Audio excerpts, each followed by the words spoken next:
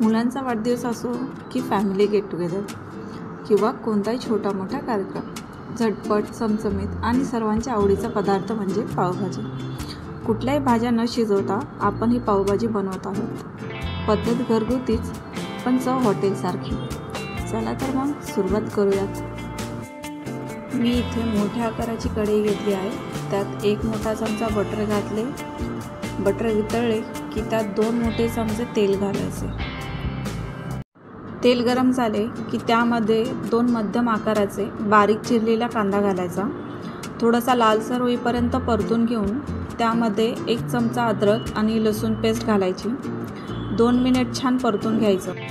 आता 2 मोठ्या आकाराचे बारीक चिरलेले टोमॅटो घालून त्यामध्ये 2 बारीक चिरलेल्या शिमला मिरची आणि बारीक चिरलेला पत्तागोबी घालून त्यामध्ये चवीनुसार मीठ टाकून एक 2 ते 3 मिनिट छान तेलामध्ये परतून घ्यायचं। सर्व भाज्या छान एकजीव करून घ्यायच्या आणि त्यावरती झाकण ठेवून एक 5 ते 8 मिनिट वाफेवर शिजून घेऊ। साधारण 8 मिनिट मी भाज्या शिजून घेतल्यात आणि भाज्या खूप छान शिजल्या आहेत। त्यामध्ये आपण कोरडे मसाले घालूयात। 1 मोठा चमचा धने आणि जिरेपूड, 2 मोठे चमचे पावभाजी मसाला थोडा जास्तच घालायचा आहे आणि 2 मोठे चमचे लाल मिरची पावडर। तुम्ही तिखट कमी खात असाल तर 1 चमचा टाकू शकता। अर्धा चमचा हळद घालायची आहे। सर्व मसाले छान एकजीव करायचे आहेत। साधारण एक 5 मिनिट तेलामध्ये छान सुगंध येईपर्यंत परतून घ्यायचे आहेत। एकीकडे मी 1 टोप गरम पाणी केले आहे। अर्धा ग्लास पाणी टाकून 2 मिनिट झाकून ठेवू। तुम्ही बघू शकता भाजीला तेल छान सुटले आहे।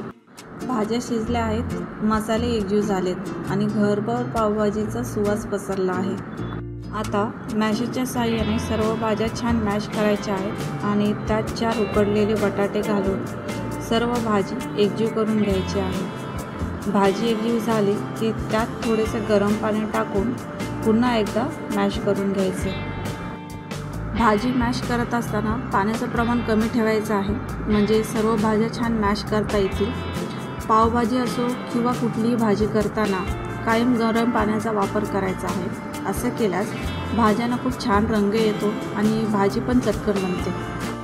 भाजी छान मॅश झाली आहे। त्यात गरजेनुसार गरम पाणी टाकायचे आहे।